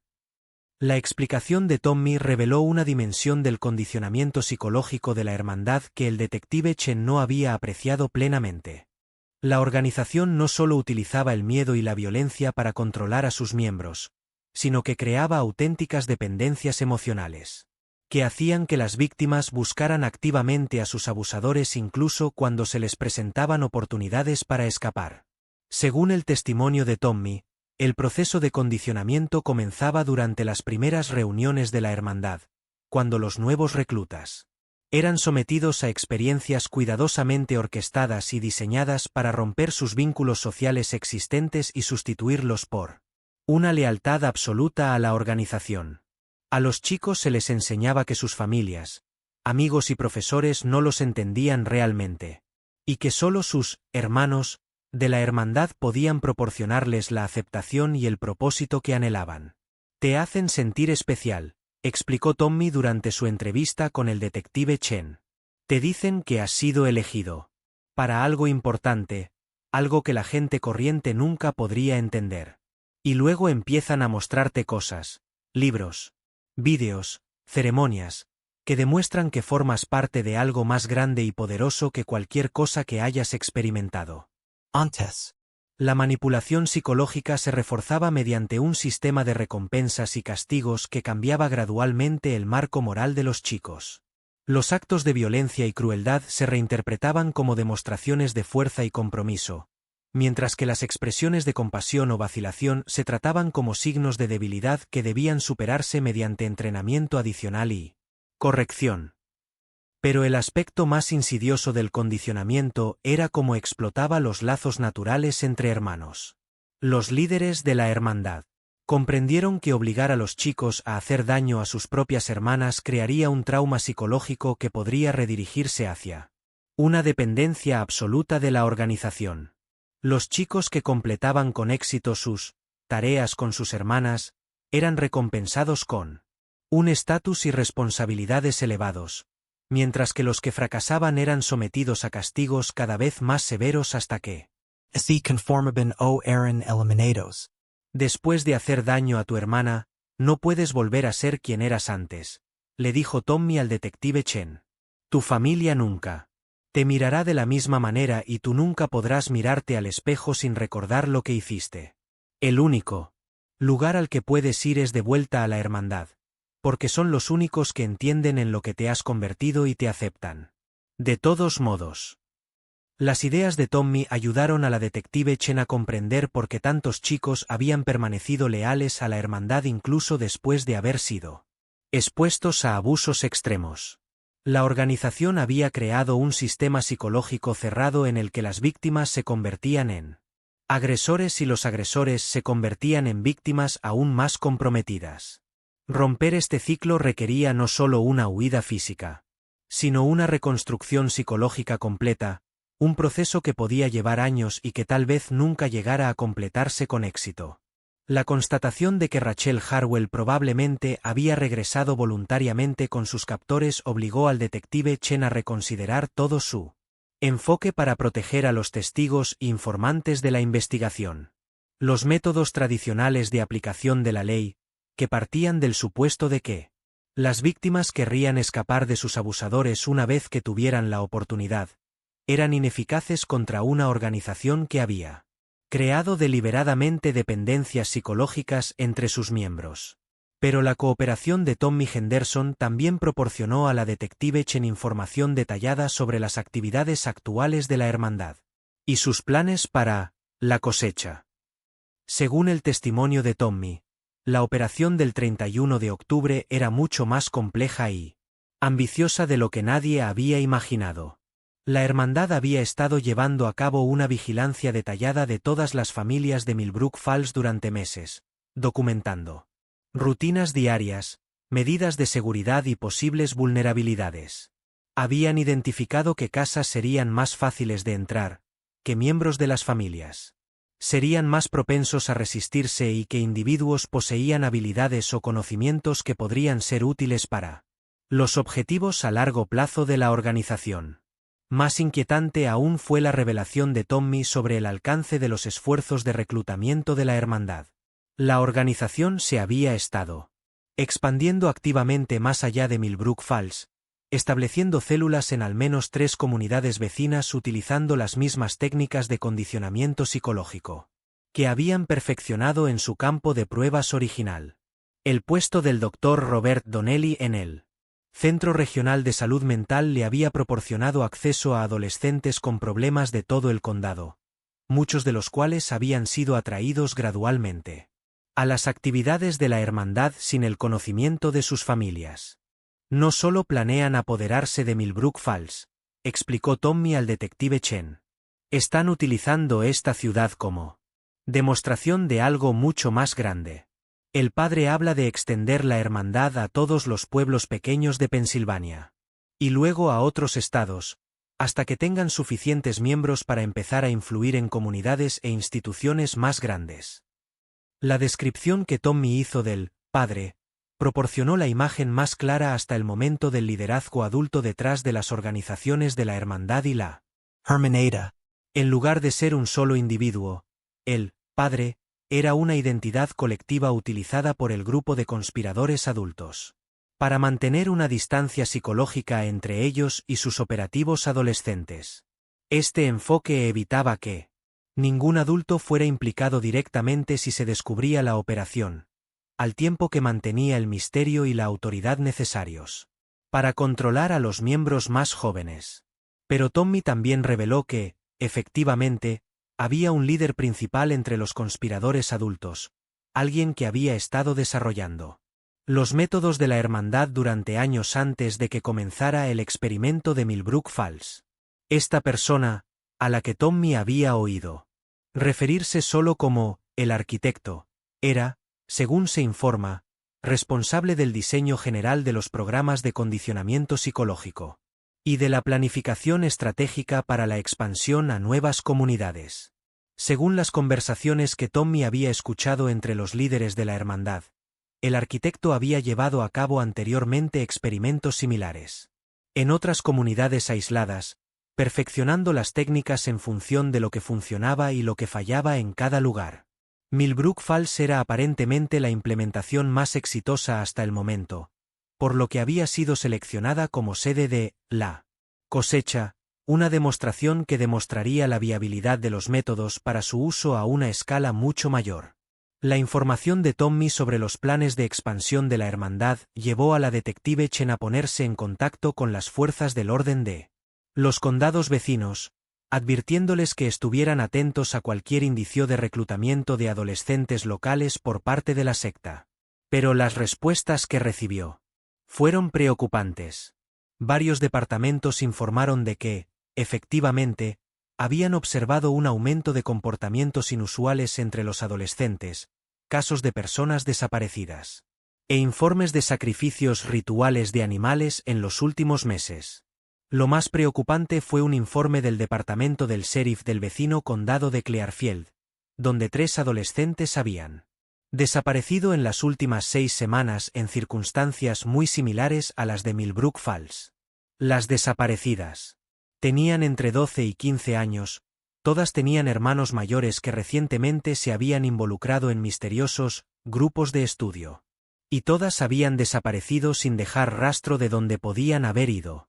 La investigación de estas desapariciones se había visto obstaculizada por los mismos factores que inicialmente habían confundido a las autoridades de Millbrook Falls, la suposición de que las amenazas procedían de fuera de la comunidad y no de las familias locales.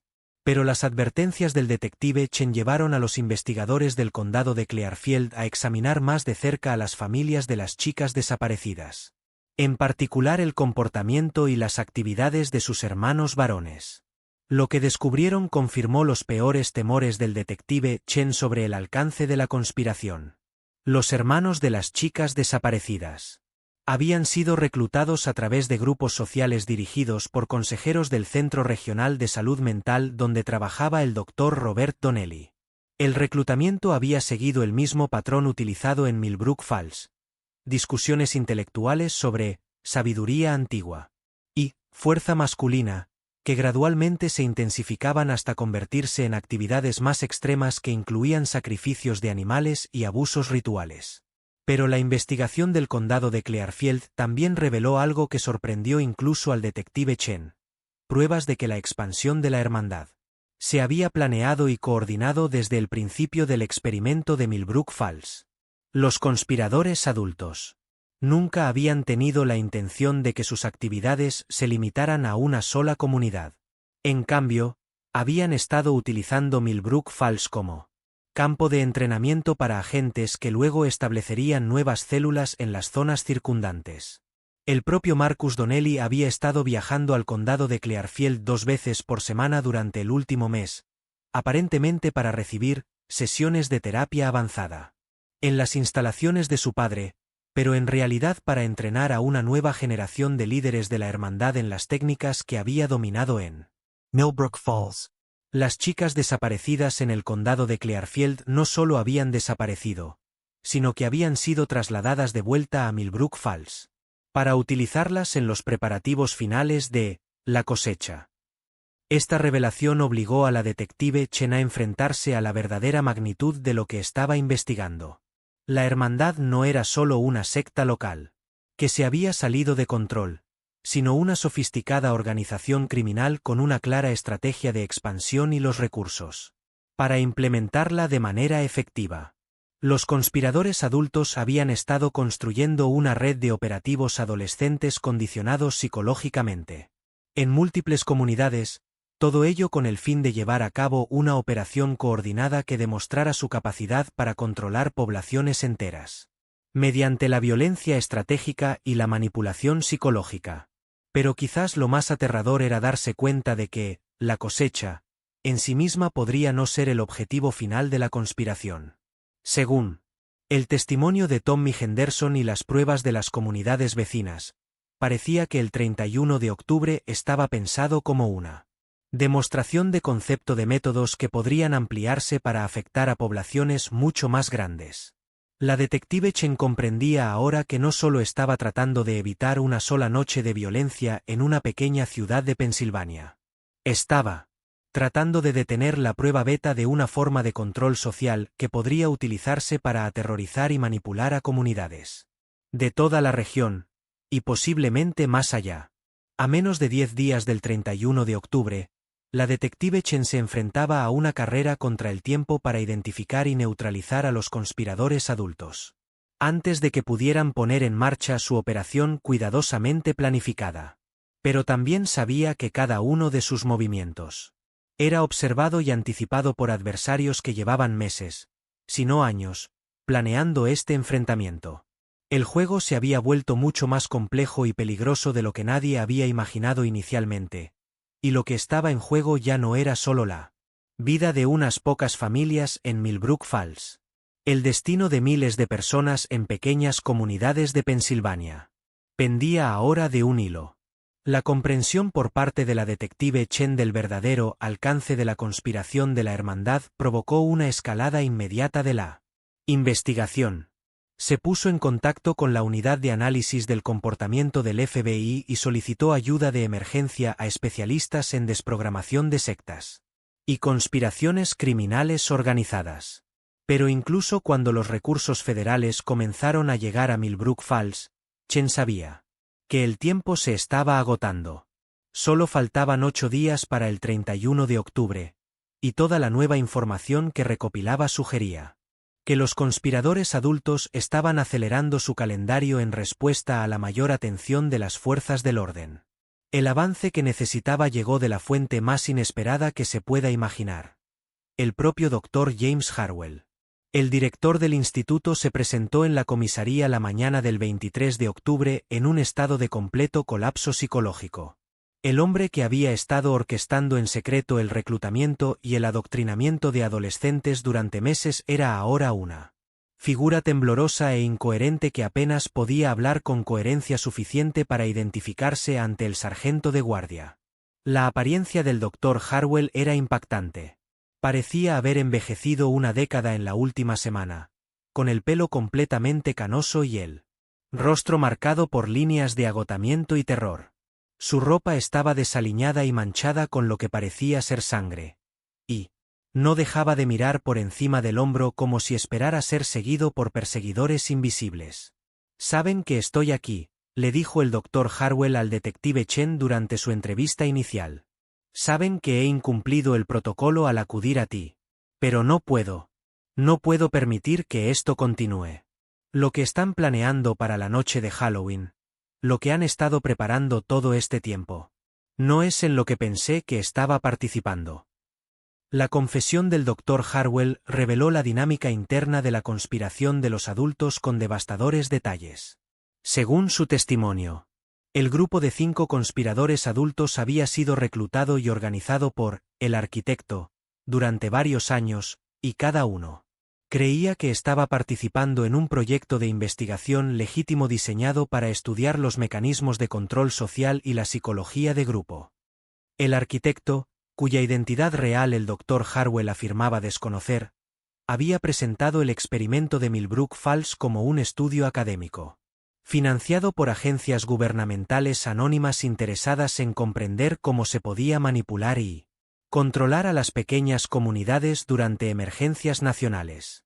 A los participantes adultos se les había dicho que su trabajo contribuía a la investigación sobre seguridad nacional, y que cualquier daño causado a las personas sería mínimo y temporal. Pensábamos que estábamos ayudando a desarrollar mecanismos de defensa psicológica, explicó el Dr. Harwell al detective Chen entre lágrimas. El arquitecto nos mostró artículos de investigación y documentos gubernamentales que parecían demostrar que este tipo de trabajo era necesario para la seguridad nacional. Creíamos que éramos patriotas, que ayudábamos a proteger a las comunidades estadounidenses de las tácticas de guerra psicológica extranjeras. Pero a medida que avanzaba el experimento de Millbrook Falls, el Dr. Harwell y los demás conspiradores adultos comenzaron a darse cuenta de que los verdaderos objetivos del arquitecto iban mucho más allá de la investigación académica o las aplicaciones de seguridad nacional. Las técnicas de condicionamiento psicológico que se utilizaban con los adolescentes eran mucho más extremas y permanentes de lo que se había descrito en los documentos de planificación originales. Y el nivel de violencia que se fomentaba entre los jóvenes participantes superaba cualquier cosa que pudiera justificarse como investigación legítima. El punto de ruptura del Dr. Harwell llegó cuando descubrió lo que sus propios hijos, Nathan y Nicholas, habían estado haciendo en el sótano de la casa. A pesar de ser uno de los arquitectos de la conspiración, el Dr. Harwell había permanecido en gran medida aislado de las actividades cotidianas de las organizaciones de la Hermandad y la Hermandad. Sabía que se estaba reclutando y entrenando a adolescentes, pero no había comprendido del todo el alcance del abuso psicológico y físico al que estaban siendo sometidos. Los sorprendí torturando a ese chico, Henderson, le dijo el Dr. Harwell al detective Chen. Mis propios hijos, a quienes había criado, para que fueran buenas personas, estaban infligiendo un tipo de sufrimiento que no podría haber imaginado ni en mis peores pesadillas. Y la mirada en sus ojos, no quedaba nada de los chicos que yo había conocido. Se habían transformado por completo en otra cosa, algo que no reconocía como humano.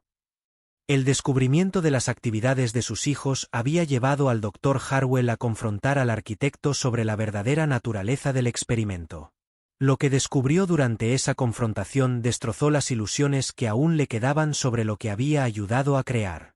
El arquitecto reveló que la operación de Millbrook Falls nunca había tenido que ver con la investigación académica o la seguridad nacional.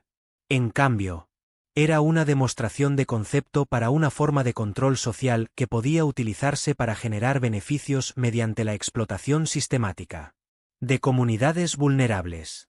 Las técnicas de condicionamiento psicológico que se estaban desarrollando estaban destinadas a su venta a gobiernos extranjeros, organizaciones criminales y contratistas militares privados que querían métodos eficaces para controlar a la población civil. El arquitecto me dijo que lo que habíamos creado en Millbrook Falls valía millones de dólares para los compradores adecuados, explicó el Dr. Harwell. El detective Chen. La capacidad de convertir a adolescentes normales en agentes psicológicamente condicionados que cometerían cualquier acto de violencia sin cuestionar nada, las técnicas para romper los lazos familiares y las estructuras comunitarias, los métodos para mantener el control sobre grandes grupos de personas mediante el terror estratégico. Todo ello se iba a empaquetar y vender al mejor Poster. Pero la revelación más espantosa fue lo que el arquitecto planeaba hacer con los propios agentes adolescentes. En lugar de desprogramar y rehabilitar a los chicos y chicas que habían sido condicionados psicológicamente durante el experimento, el arquitecto pretendía utilizarlos como mano de obra permanente para futuras operaciones en otras comunidades. Los adolescentes habían sido tan profundamente destruidos y reconstruidos que nunca podrían volver a una vida normal, lo que los convertía en activos valiosos para las empresas criminales en curso. La cosecha no era solo una demostración de las técnicas de condicionamiento, sino también un evento de reclutamiento diseñado para capturar y procesar a toda una nueva generación de agentes. Las familias de Millbrook Falls iban a ser destruidas sistemáticamente, con los adultos eliminados y los niños sometidos a un condicionamiento intensivo hasta que se convirtieran en participantes voluntarios de su propia explotación. La decisión del Dr. Harwell de dar un paso al frente había estado motivada por algo más que la culpa por su participación en la conspiración. Se había enterado de que el arquitecto planeaba eliminar a todos los conspiradores adultos una vez completada la cosecha, asegurándose de que No quedara ningún testigo que pudiera declarar sobre los métodos utilizados o el verdadero alcance de la operación. Siempre estuvimos destinados a ser desechables, le dijo el Dr. Harwell al detective Chen. El arquitecto lo dejó claro cuando intenté retirarme del proyecto. Dijo que los participantes adultos habían cumplido su propósito y que su continua existencia representaba un riesgo inaceptable para la seguridad. Íbamos a ser asesinados junto con todos los demás en Millbrook Falls, pero nuestras muertes se harían parecer como si fuéramos víctimas en lugar de perpetradores. El testimonio del Dr. Harwell proporcionó al detective Chen información crucial sobre la logística y el calendario de la operación, la cosecha. Según los planes que había visto, el ataque comenzaría exactamente a medianoche del 31 de octubre, con ataques coordinados. Contra todos los hogares de Millbrook Falls. Los agentes de la hermandad se habían dividido en equipos, cada uno de los cuales se encargaba de capturar y controlar a familias específicas según planes operativos detallados que se habían perfeccionado tras meses de vigilancia y ensayos. La fase inicial de la operación se centraría en asegurar el control de las infraestructuras de comunicación y los servicios de emergencia de la ciudad. Los miembros de la hermandad reclutados entre familias de policías, bomberos y empleados de la compañía telefónica se asegurarían de que no se pudiera realizar ninguna llamada de auxilio al mundo exterior. Otros equipos establecerían controles de carretera en todas las rutas que salían de Millbrook Falls, impidiendo que nadie escapara o buscara ayuda en las comunidades vecinas. Una vez aislada la ciudad, los equipos de asalto principales comenzarían a capturar sistemáticamente a las familias en sus hogares. La operación se había planificado con precisión militar, teniendo en cuenta factores como los patrones de sueño de las familias, las medidas de seguridad de los hogares y las posibles reacciones de diferentes tipos de personalidad ante una intrusión violenta repentina. Pero el aspecto más escalofriante del testimonio del Dr. Harwell fue su descripción de lo que se había planeado para las familias capturadas. En lugar de limitarse a matar a los residentes adultos, el arquitecto tenía la intención de someterlos a las mismas técnicas de condicionamiento psicológico que se habían utilizado con los adolescentes, pero aceleradas e intensificadas para lograr resultados más rápidos. El objetivo era doblegar a todos los adultos de la ciudad en 48 horas, explicó el Dr. Harwell al detective Chen. El arquitecto había desarrollado protocolos de condicionamiento intensivo que, supuestamente, podían convertir a personas normales en sirvientes obedientes en cuestión de días. Los adultos que sobrevivieran al asalto inicial serían utilizados como sujetos de prueba para perfeccionar estas técnicas antes de ofrecerlas a la venta a posibles compradores. Los niños de Millbrook Falls recibirían un trato diferente, dependiendo de su edad y perfil psicológico. Los más pequeños serían separados de sus familias inmediatamente y sometidos a un adoctrinamiento intensivo diseñado para hacerlos completamente dependientes de sus captores. Los niños mayores y los adolescentes serían evaluados para su posible reclutamiento en las organizaciones Hermandad y los más prometedores serían seleccionados para recibir entrenamiento avanzado como futuros operativos. La información del Dr. Harwell sobre la estructura de la operación permitió al detective Chen comprender por qué la Hermandad había estado tan segura de su capacidad para controlar toda una ciudad con relativamente pocos agentes. El condicionamiento psicológico que habían empleado no solo había creado asesinos individuales, sino que había creado una unidad militar coordinada capaz de ejecutar operaciones complejas, con la disciplina y la precisión de soldados entrenados. Pero el Dr. Harwell también proporcionó información que dio al detective Chen esperanzas de detener la operación antes de que pudiera llevarse a cabo. La insistencia del arquitecto en una seguridad operativa perfecta había creado vulnerabilidades que podrían ser aprovechadas por las fuerzas del orden. Los conspiradores adultos debían mantener un contacto regular con el arquitecto a través de un sofisticado sistema de comunicación, pero ese mismo sistema podía ser rastreado y vigilado por los investigadores federales. Y lo que es más importante, el Dr. Harwell reveló el lugar desde donde el arquitecto coordinaba los preparativos finales para la cosecha. En lugar de operar desde Millbrook Falls, el arquitecto había establecido un centro de mando en una instalación militar abandonada, a unos 50 kilómetros de la ciudad. La instalación, que llevaba cerrada desde el final de la Guerra Fría, proporcionaba el aislamiento y la seguridad necesarios para entrenar a los agentes más avanzados de la Hermandad y planificar operaciones complejas, sin riesgo de ser detectados.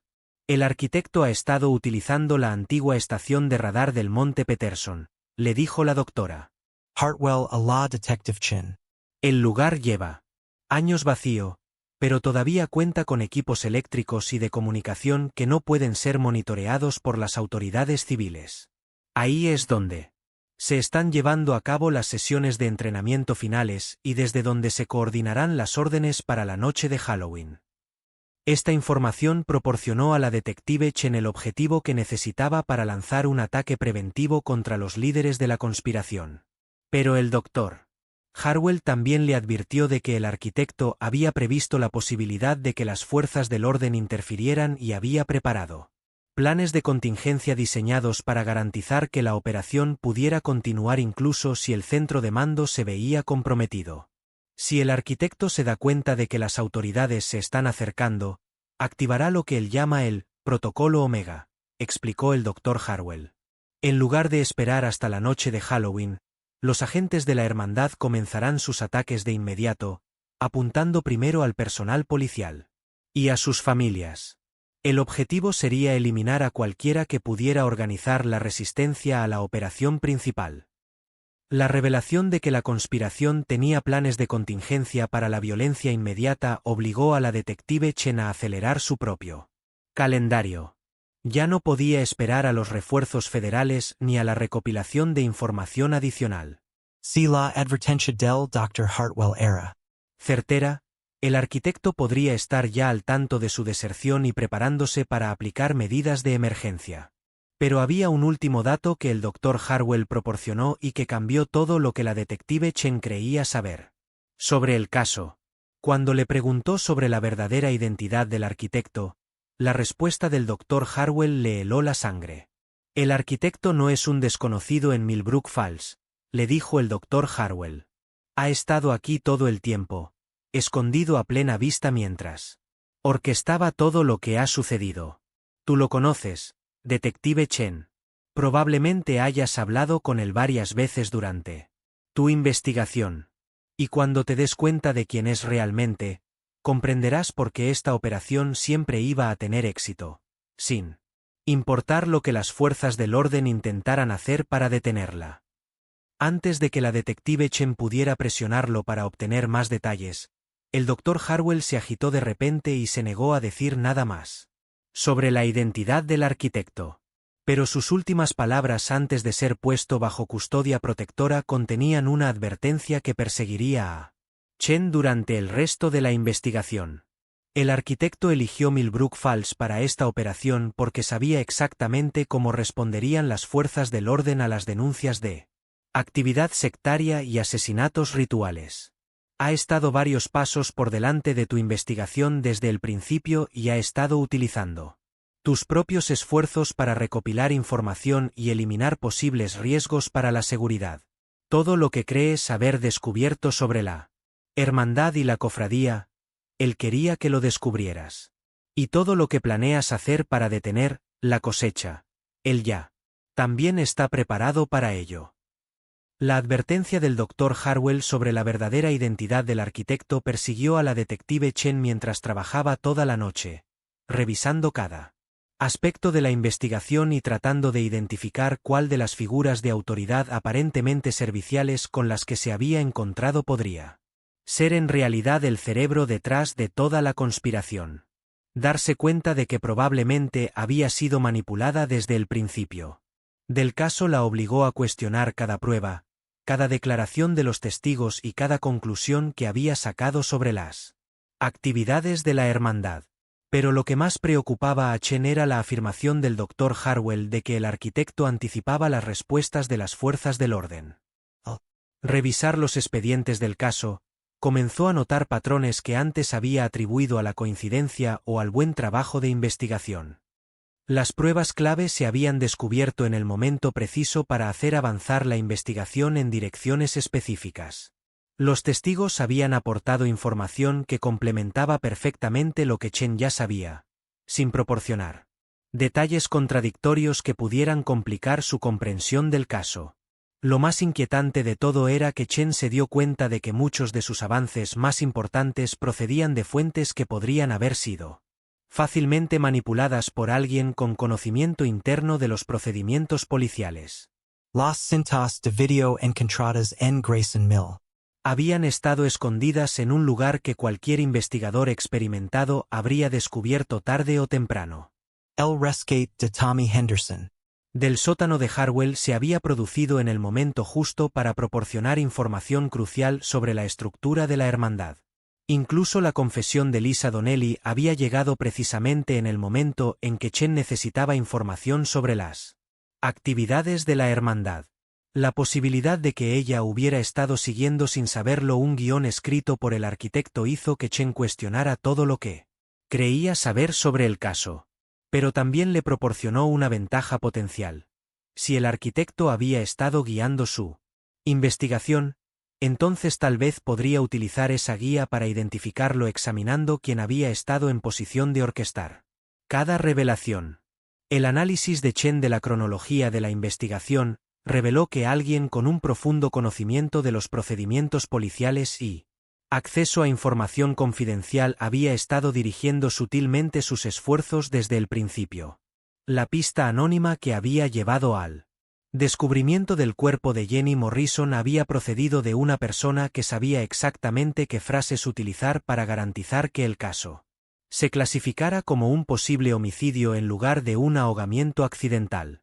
Las pruebas que apuntaban a la implicación de los hermanos de las víctimas se habían presentado en una secuencia que construía una narrativa convincente, evitando al mismo tiempo contradicciones que pudieran suscitar sospechas sobre su autenticidad. Pero el patrón más revelador era cómo cada avance importante en la investigación había ido seguido de una escalada en las actividades de la hermandad, lo que mantenía a Chen centrada en las amenazas inmediatas en lugar de en cuestiones más profundas sobre los orígenes y el liderazgo de la conspiración. Cada vez que parecía estar cerca de identificar a los conspiradores adultos, nuevos actos de violencia o revelaciones sobre un peligro inminente la obligaban a desviar su atención hacia asuntos más urgentes. Darse cuenta de que había sido manipulada llenó a Chen de una mezcla de humillación profesional y auténtico terror. Si el arquitecto había estado controlando la investigación desde el principio, entonces sabía exactamente qué información poseía, qué estrategias estaba considerando y de qué recursos disponía. Y lo que es más importante, estaría preparado para cualquier acción que ella pudiera emprender para interrumpir la operación, la cosecha. Pero los años de experiencia de Chen en investigaciones criminales complejas le habían enseñado que incluso las conspiraciones más sofisticadas tenían vulnerabilidades inherentes. La necesidad del arquitecto de controlar la investigación mientras mantenía su tapadera le había obligado a dejar rastros de su participación que podrían ser identificados por alguien que supiera qué buscar. Chen comenzó su análisis examinando los patrones de comunicación que rodeaban cada avance importante en el caso. cada Pista anónima, cada prueba convenientemente descubierta y cada testigo que se había presentado voluntariamente podían ser rastreados hasta su verdadera fuente si abordaba el problema de forma sistemática. El avance se produjo cuando Chen se dio cuenta de que alguien había estado utilizando los propios sistemas de comunicación del Departamento de Policía para coordinar el momento de las revelaciones clave. Las llamadas anónimas que informaban de actividades sospechosas se habían realizado utilizando técnicas que sugerían un conocimiento de los procedimientos y la tecnología policiales. Y lo que es más importante, la persona que llamaba sabía exactamente qué agentes estarían de guardia para recibir las llamadas y qué investigadores se encargarían de investigar las denuncias. Este nivel de conocimiento interno solo podía provenir de alguien con acceso directo a la PR.